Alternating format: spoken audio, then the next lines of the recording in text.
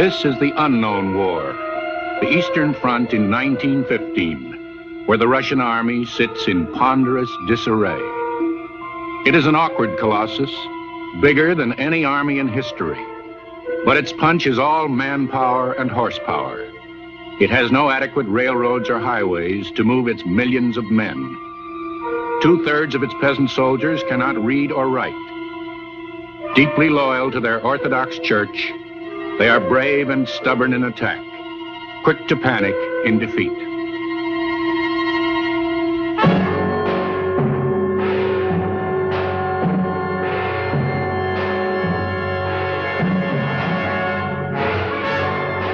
Deficient in artillery, in shells, even in cartridges, they fight mostly with bayonets. Sometimes they do not even have rifles, but they attack anyway, tearing with bleeding hands at barbed wire. Responding to Allied appeals, the Russians divert German strength from the Western Front, but soon they are driven back in defeat.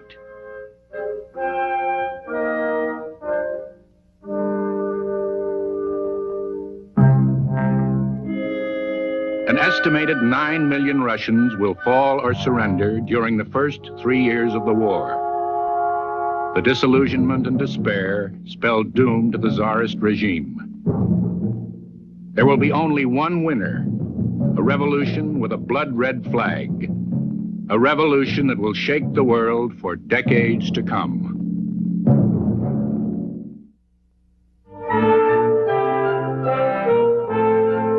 Commander-in-Chief of the Tsar's armies is a stern professional soldier, a giant of a man, 6'6", the Tsar's uncle, Grand Duke Nicholas, ablest member of the Romanov family.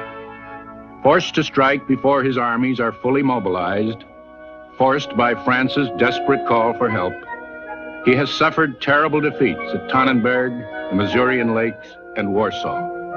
Behind him as Minister of War is a corrupt politician in uniform named Vladimir Sukhomlinov, who amasses a fortune by selling munitions contracts and will finally be imprisoned, charged with being a German agent. Russia's most conspicuous failure is the man who should be its strength, Tsar Nicholas II, a moody, henpecked husband at home, a vacillating autocrat to his subjects. Late in 1915, the Tsar brushes his uncle aside and takes command of the Russian armies into his own incompetent hands.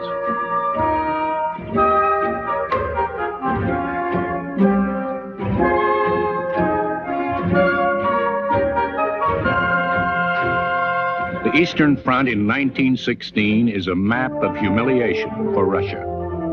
Most of Poland is lost. Early gains in Austria are all but wiped out. But once again, the Allies are calling for help. Again, Russia will go on the offensive to relieve pressure on Verdun and Italy.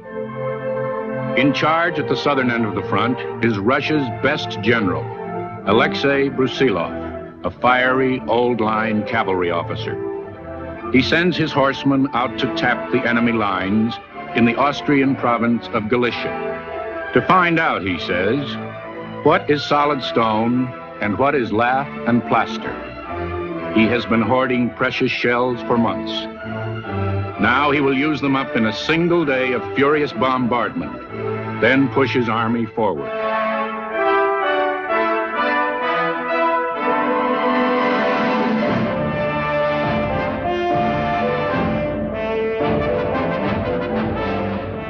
Prodded by Brusilov's Cossacks, the lath and plaster wall collapses, and the Russians pour through 2 broad gaps. The attack continues fiercely all summer, practically eliminates Austria as a military power, and encourages nearby Romania to join the Allies with the hope of picking up some cheap spoils.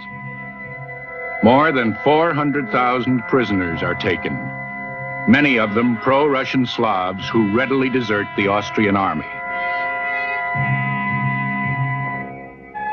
German units are thrown in to stiffen the Austrian defense under 2 distinguished field marshals, Mackensen and Falkenhayn. They rout the Romanians, force Brusilov to extend his lines to cover the gap.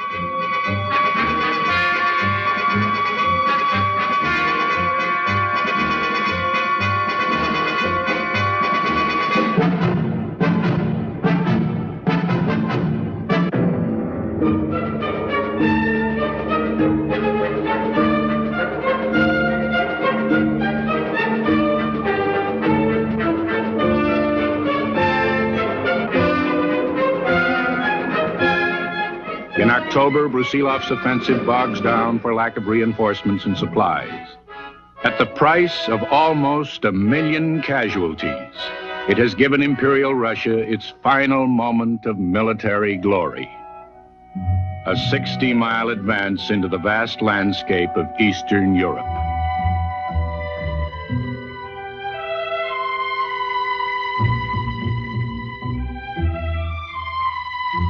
On the flanks of Brusilov's salient, other Russian armies are disintegrating or pulling away in retreat, dismantling their communications lines as they go. And everywhere among Russian soldiers, there spreads a sullen conviction that they have been misled and betrayed. A short while ago, they feared their officers. Now, their officers fear them. Even Brusilov is ready for revolt. He accuses the royal family of ruining Russia. The army is turning its back on the war.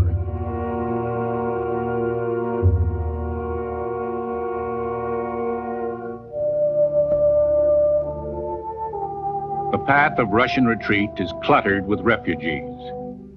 In flight from hunger, exhaustion, fear, they will find the same things in the towns and cities far behind the front.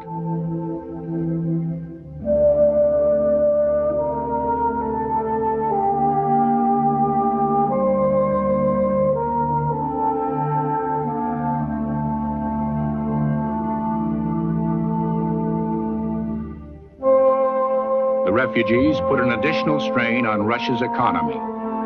Primitive, already burdened, hardly up to the furious demands of a modern war.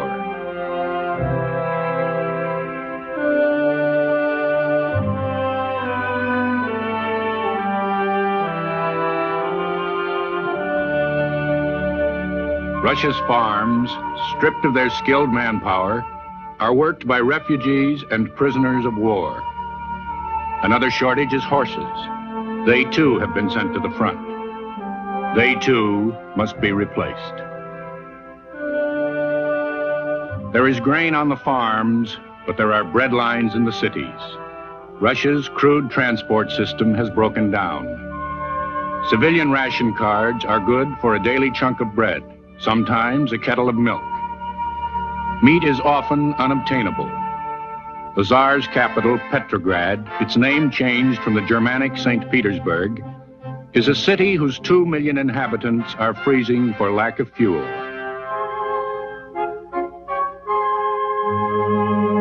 Away and out of touch at his army headquarters, the Tsar has told his ministers not to bother him with civilian problems. But the dominant member of the Romanov family is close at hand, his German-born Empress Alexandra, a headstrong, superstitious woman obsessed with the ill health of her son Alexis. The boy suffers from hemophilia. Servants must not let him out of their sight.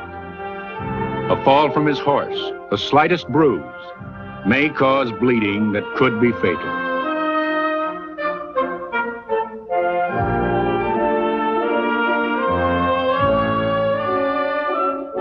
The hysterical search for a remedy to the boy's illness has brought the royal family under the influence of a creature who belongs in a nightmare. A Siberian faith healer named Grigory Rasputin, an odorous, lecherous peasant who calls himself a monk. Rasputin lives on the royal estate, influences the appointment of generals and ministers, steers their policies. His boudoir is filled with scatterbrained countesses. His power is hypnotic and disastrous.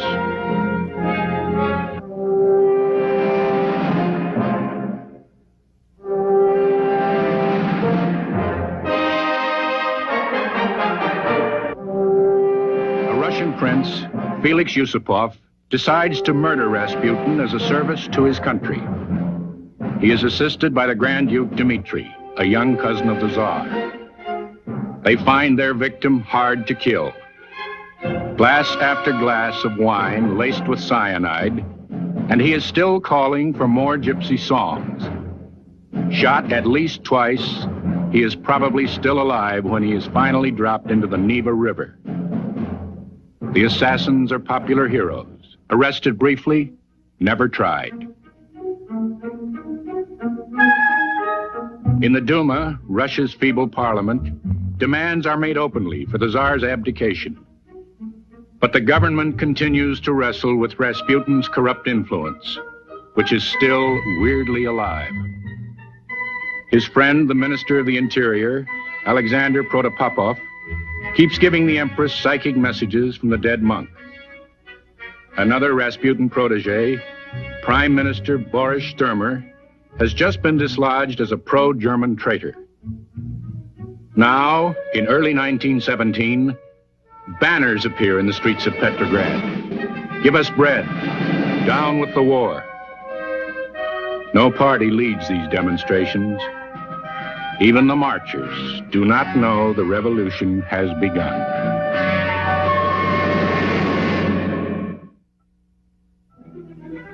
On March 8, 1917, February in the Russian calendar, the streets of Petrograd fill with protest. Munitions workers go on strike. Mobs loot bake shops for bread, burn police stations. Soldiers of the Petrograd garrison, who had first fired on the crowd, now join the demand for the abdication of the Tsar and his German woman. It is revolution, spontaneous, unorganized.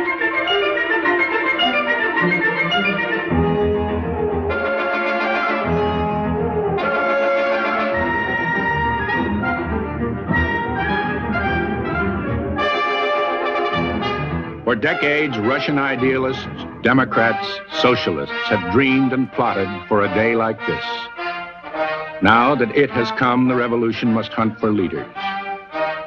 While soldiers stand guard in the corridors, the Duma members hastily form a provisional government.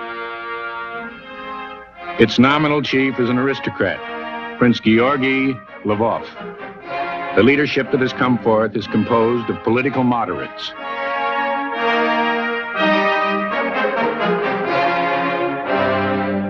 The most active member is an ambitious liberal lawyer, Alexander Kerensky.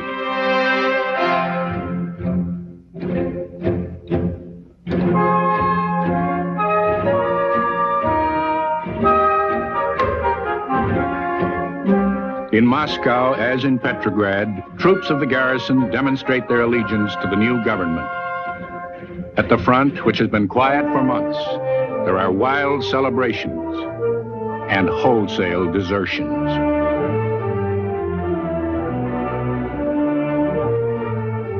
The Tsar and his family are put under guard to prevent assassination or escape.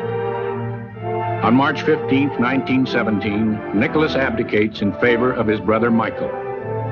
At Kerensky's urging, Michael also abdicates. The Romanov dynasty has suddenly come crashing down.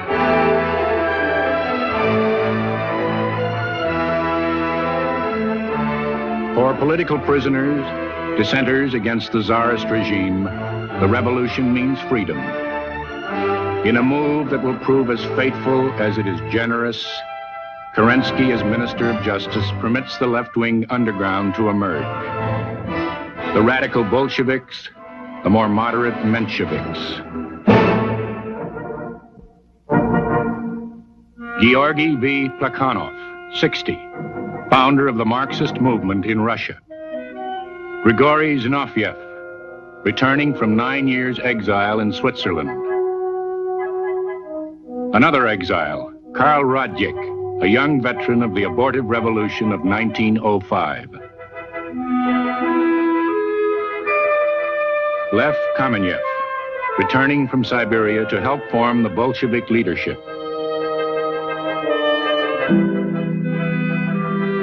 Vyacheslav M. Scriabin, 27, known as Molotov, editor of the Bolshevik newspaper, Pravda. Yosef Vissarionovich Djugashvili, 38, known as Stalin, just back from Siberia. Lev Bronstein, 38, known as Trotsky, returning from his exile in the Bronx, New York. On this street in Zurich, Switzerland, the master planner has waited his chance to join the others. Vladimir Ilyich Ulyanov, known as Lenin. Cool, brilliant, and obsessed.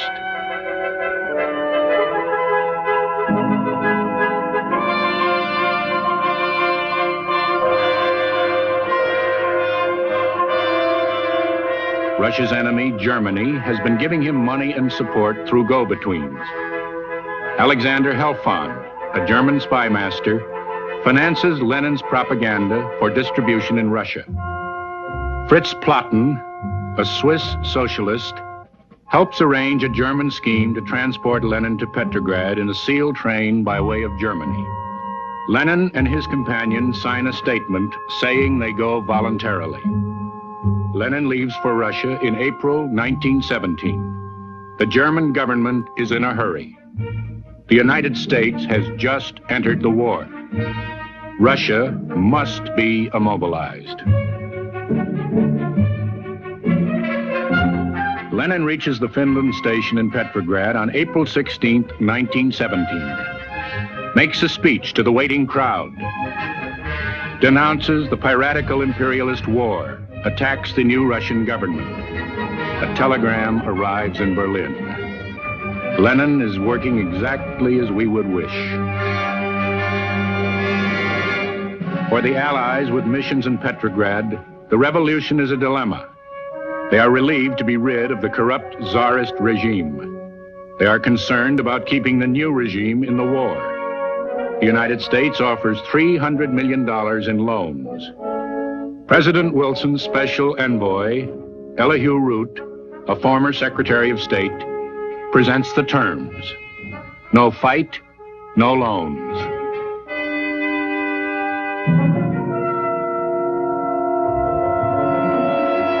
Still hoping to stave off defeat, Alexander Kerensky, now Minister of War, launches a new drive on the Austrian front.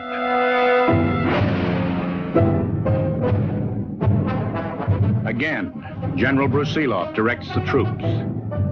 Again, they break the Austrian lines and score an early advance. Again, German guns slow down the attack. This time, the Russian army is finished. The Germans do not even bother to take prisoners. They let them run away. In Petrograd, the news of defeat is received with joy by the Bolsheviks. Through their control of worker and soldier committees called Soviets, Lenin's followers are building a power of their own. On July 17, 1917, opposition erupts. The slogan is, "Down with the government, all power to the Soviets." But the leading Bolsheviks, including Lenin, are strangely absent when Kerensky's troops open fire.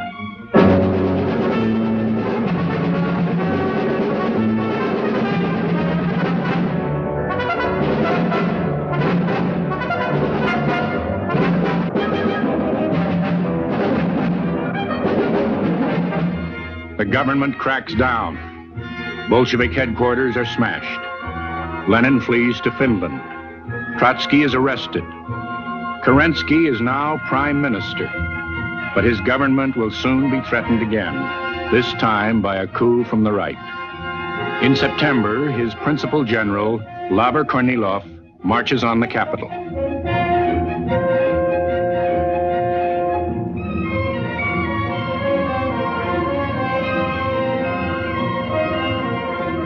Kerensky, taking fright, appeals for support from the left wing and provides them with arms. The coup fails when Kornilov's troops desert him. But now the Bolsheviks have arms for a military force of their own, the Red Guards. And within weeks, the Bolshevik leaders are released from jail, and Lenin comes home from Finland. With a new threat rising, Kerensky desperately calls on his dwindling forces to help defend his government. The first and last attempt at democracy in the 1,000-year history of Russia. Petrograd is on the brink of another revolution.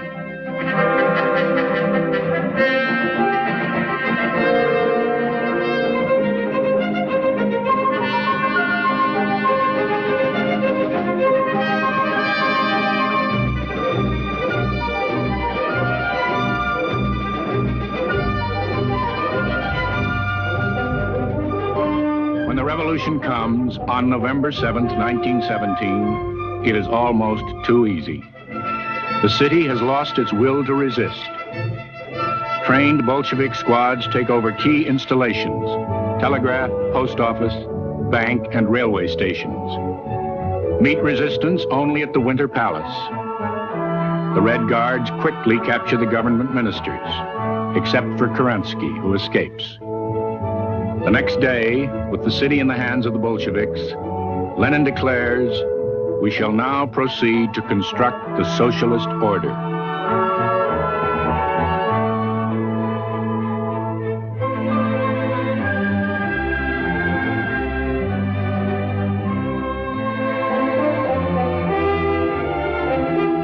As the first act of the Red Revolution, Lenin proclaims, "Russia will now make peace, immediate peace, and renounce all treaties with the Allies."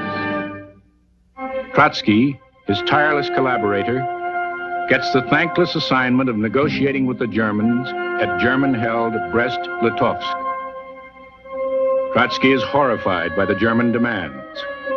Russia must give up a quarter of her pre-war territory, a third of her population, half her industries, all major defenses.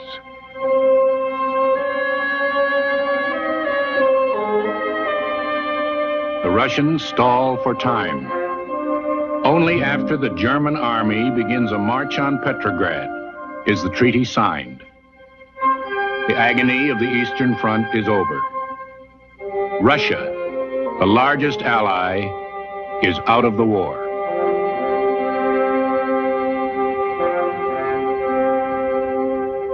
The first of the doomed dynasties has fallen. A captive Nicholas II, once Tsar of all the Russias, poses with his family for an odd photograph, sitting on a roof, the last picture of them alive. When he abdicated, so the story goes, Nicholas put down his pen and asked an official witness, "Do you think it might have been avoided?"